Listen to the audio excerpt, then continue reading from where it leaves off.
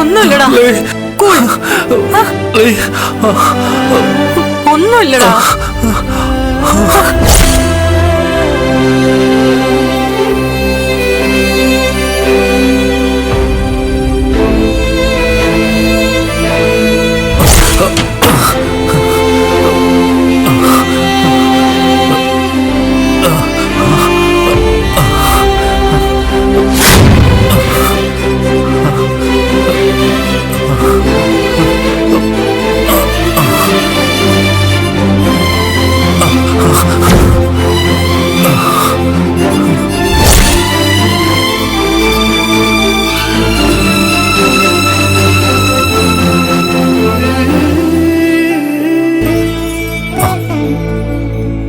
അമ്മേ,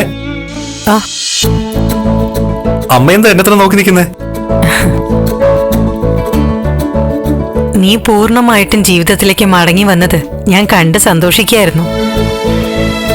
മാസങ്ങൾക്ക് മുമ്പ് കട്ടിലിൽ നിന്ന് എഴുന്നേക്കാനോ കാര്യങ്ങൾ അറിയാനോ പറ്റാതിരുന്ന നിന്റെ മാറ്റം ഞാൻ കണ്ണ് നിറച്ചു കാണുമായിരുന്നു.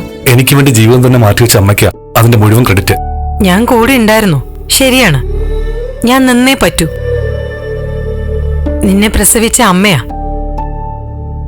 പക്ഷേ ഒരു ബന്ധുവില്ലാതിരുന്ന ദേവിക നിനക്ക് ഭക്ഷണം തന്നതും മരുന്ന് തന്നും ഒക്കെ നിന്നെ ഈ കാണുന്ന ഋഷിയാക്കാൻ കൂടുതൽ പങ്കുവഹിച്ചത്.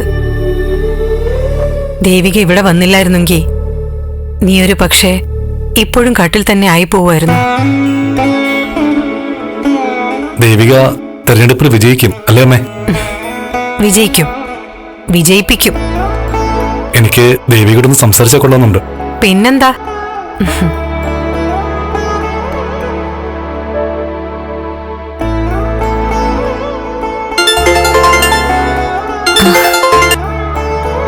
Hello madam. ദേവിക, പ്രവർത്തനമൊക്കെ ഗംഭീരായിട്ട് പോകുന്നുണ്ടല്ലോ അല്ലേ? അതെ മാഡം, നന്നായിട്ട് പോകുന്നു. ദേവിക, ഞാനൊരാൾക്ക് ഫോൺ കൊടുക്കാം.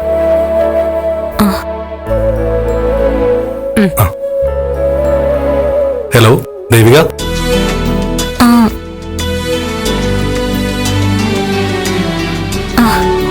എനിക്ക് ദേവിക, ഞാൻ ഋഷിയാ. ദേവിക അതിശയിക്കണ്ട, ഋഷി തന്നെയാ. ഋഷിക്കിപ്പോ ദേവിക ലീ അല്ല, ദേവിക തന്നെയാ. യെസ് ദേവിക, ഞാൻ ജീവിതത്തിലേക്ക് തിരിച്ചു വന്നു. എന്നെ ഇങ്ങനൊരു അവസ്ഥയിൽ എത്തിച്ചതിന് നന്ദിയുണ്ട്. ഞാൻ കാരണം ദേവിക്കുണ്ടായ വിഷമങ്ങൾക്ക് സോറി ചോദിക്കുന്നു.